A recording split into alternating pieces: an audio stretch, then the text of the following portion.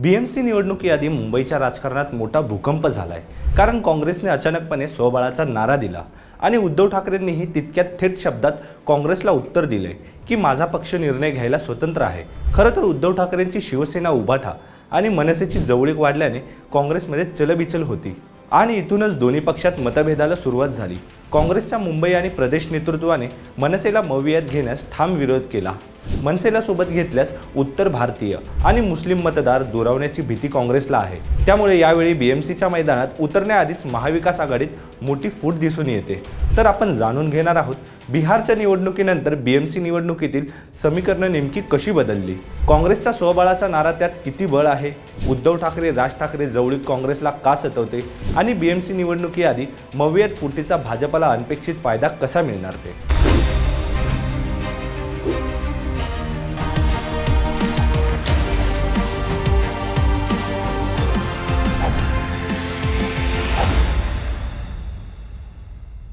नमस्कार, मी सुमित मस्के। बीएमसी निवडणुकीत काँग्रेसने स्वबळावर लढण्याची घोषणा केली आणि महाविकास आघाडीत उभी फूट दिसायला लागली। महाराष्ट्र काँग्रेसचे प्रभारी रमेश चेन्निथला यांनी जाहीर केलं, मुंबई काँग्रेसला स्वतंत्रपणे लढायचं आहे, आम्ही त्याला परवानगी दिली आहे। लोकसभा आणि विधानसभा निवडणुकीत काँग्रेसने इतर महाविकास आघाडी पक्षांसोबत तडजोड करून लढणं स्वीकारलं, पण बीएमसी ही काँग्रेससाठी प्रतिष्ठेचा मुद्दा आहे। इथे काँग्रेसची संघटनात्मक ताकद आहे, त्यामुळे शिवसेनेसोबत फरफटत मनसेसोबत एकत्र जाणं काँग्रेस पक्षाला भावनिकदृष्ट्या मान्य नाही। यामागे एक मोठं कारण म्हणजे मुंबईतील पारंपरिक मुस्लिम आणि उत्तर भारतीय मतदार। मनसेसोबत एका मंचावर लढल्यास हा मतदार गट काँग्रेसपासून दूर जाऊ शकतो अशी भीती पक्षाला आहे। मुंबई काँग्रेस अध्यक्ष वर्षा गायकवाड यांनी स्पष्टपणे विचारलं, मनसेसोबत आम्ही आघाडी कशी करणार। काँग्रेसच्या मनसेसोबतच्या नाराजीनंतर मग लागलीच उद्धव ठाकरे यांची ही प्रतिक्रिया आली, माझा पक्ष निर्णय घ्यायला स्वतंत्र आहे। हे फक्त उत्तर नाही, हा काँग्रेससाठी राजकीय संदेश होता।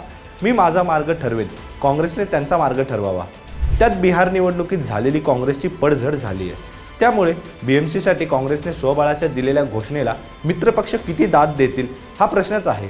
त्यात उद्धव राज जवळीक वाढत असताना काँग्रेससाठी हा रेड अलर्टच आहे, कारण बीएमसी निवडणुकीआधी 20 वर्षांनंतर दोन ठाकरे बंधू एकत्र आलेत। थोडक्यात काय तर मनसे हा महाविकास आघाडीत कळीचा मुद्दा ठरलाय। राज ठाकरे यांचं राजकारण नेहमीच उत्तर भारतीयांविरोधात राहिले।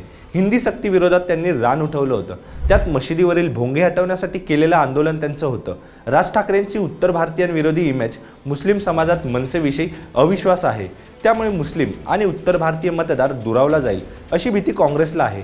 त्यामुळेच काँग्रेसमध्ये अस्वस्थता आहे।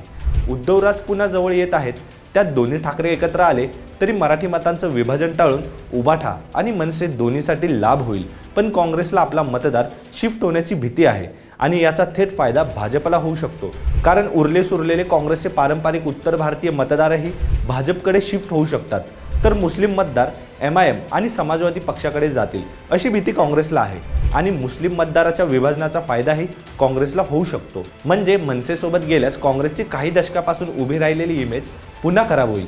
त्यामुळे काँग्रेस पक्ष समाजवादी पक्ष आणि वंचित बहुजन आघाडीसोबत अलायन्स करण्यास इच्छुक दिसते, पण MIM आणि मनसे अशा दोन्ही पक्षापासून काँग्रेस समान अंतर राखून दिसते। जर काँग्रेस हा समाजवादी पार्टी आणि वंचित बरोबर गेल्यास शरद पवारांची NCPची मात्र गोची झाली। तर दुसरीकडे भाजपचं मिशन अगदी स्पष्ट आहे, मुंबईत आपला महापौर बसवणे, शहरभर आपली पकड 100% वाढवणे।